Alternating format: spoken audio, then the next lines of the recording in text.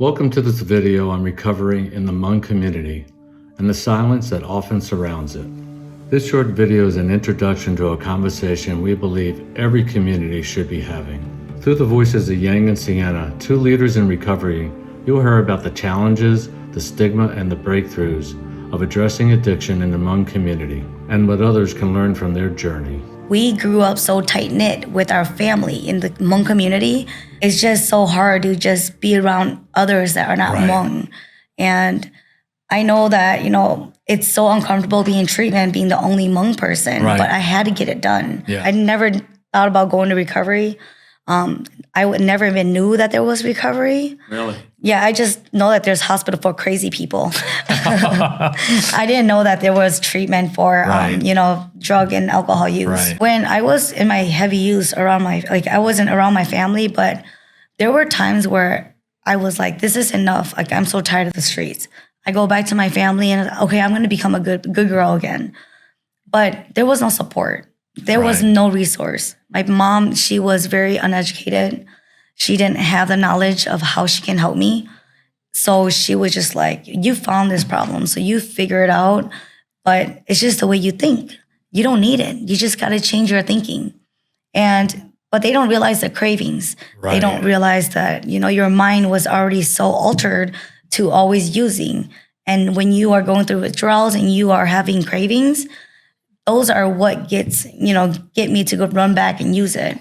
The most challenging problem that I face or I go through as a Hmong individuals in recovery is that, Hmong people doesn't really, acknowledge or talk about substance use disorder.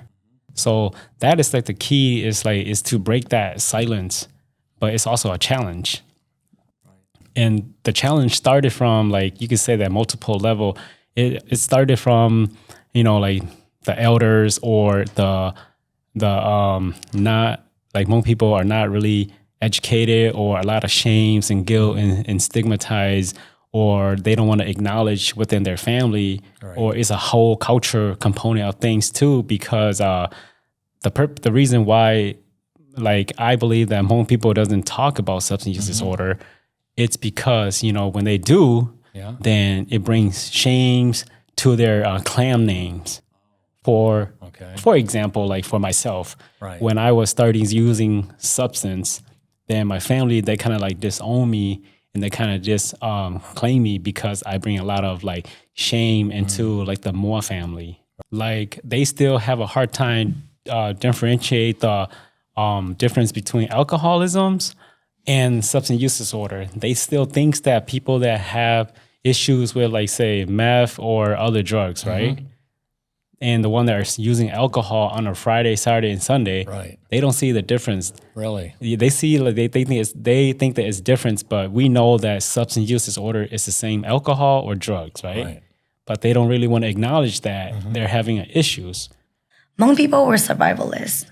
They never really had a chance to stop and cope with the war, with the migration to Thailand, and coming here to the United States. They never had a chance to cope, to stop and say, let me process this. I just saw a family member pass away or got killed by, in the war. They never got a chance to stop and cope and just bury that person or grieve.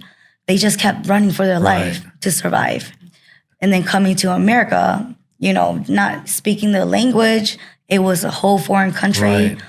They have to, it's like a culture shock. How did they deal with it? They just try to survive. They just suppressed anything. Suppress everything. So how do you think our parents deal with it, with us when we are going through stuff? They just expect us to suppress it and move on. I know that, it's so uncomfortable being treatment, being the only Hmong person, but I had to get it done. Yes. And it's just trying to find that community outside of treatment. So I kind of came up with this idea, and I said, why don't we try to come up with a hub where Hmong people can come to, where they can find resource and they can find treatment. So we kind of just started planning, and that's kind of how Going Recovery started. We did a town hall meeting together here over in Frogtown Recovery Cafe, and we invited some community leaders, some professionals, city commissioners, city council, representative. Why? we invite those individuals. Yeah. It's because one thing that we have to understand about the Hmong people is that if you're not a statue or status, or if you don't have like a status to your name, a lot of the time Hmong people will not listen to you. So our thing was that we need to bring in these high position individuals into this kind of like town hall or listening sessions so that other people can come and listen to, because that's just how the Hmong people are, right? I went all over town with flyers and I talked to a lot of people and invite a lot of people. And to my surprise, my uncle showed up with his kids. So he didn't come to my wedding, but he comes to a town hall. Yeah. So after the town hall, he came up to me and he said, like, they call me Posia. So he said Posia.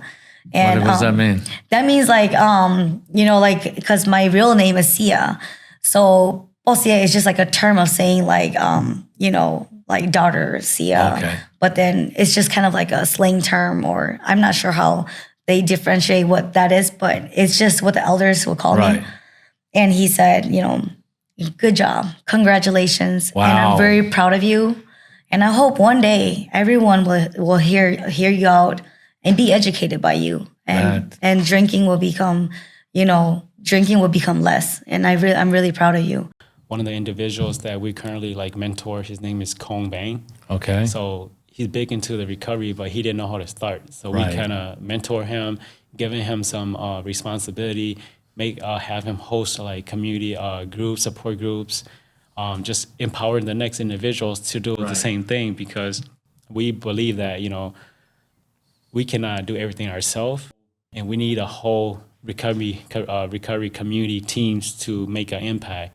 So our goal for the next couple of months, a year, or continue, we're gonna try to develop like recovery leader, so that they can do their own things at their at their certain locations, so that there shouldn't be like, to us, there shouldn't be only one place for Hmong recovery. There should be multiple places where they can go access those resource or recovery support easily. First key things that I found for myself that is very important is that you have to have the heart, as like we Christian, like we said, the heart to serve other.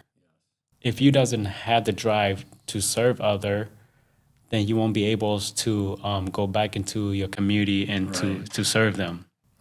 The other things that comes to my mind is that you have to have the perseverance, because it's hard work. Yeah. It's hard work, and it takes a lot of patience. It takes a lot of motivations, because like, I'll be honest, someday I wake up and I don't even want to draft up like paperwork, but I still, wake up and draft up paper, or me and Sienna, we stay up until past midnight to write like curriculum, or to write like, or to do research. So it takes a lot of perseverance, and it takes a lot of dedications. And hard work. You just got to move that rock a little bit each day. But the one thing that I do have to acknowledge is that, thanks to like say recovery and God, right? Some way, somehow, it's always worked out for us. Oh, good. We don't know how, but as busy as we are, we've always been so far, we've always been getting things done. I think the one things that, I came into conclusion is that, don't be afraid, or for provider or for non-provider, or just for general individuals, right? I think the number one things that comes to my mind is that, don't be afraid to share your knowledge. Don't be afraid to share your wisdom, and don't be afraid to share your resource.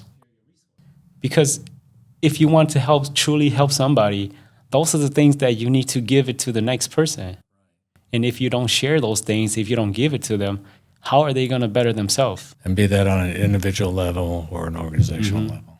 Yeah, it doesn't matter where they're at, right? That's like how we say in the RCO setting, you're supposed to meet your peer where they're at.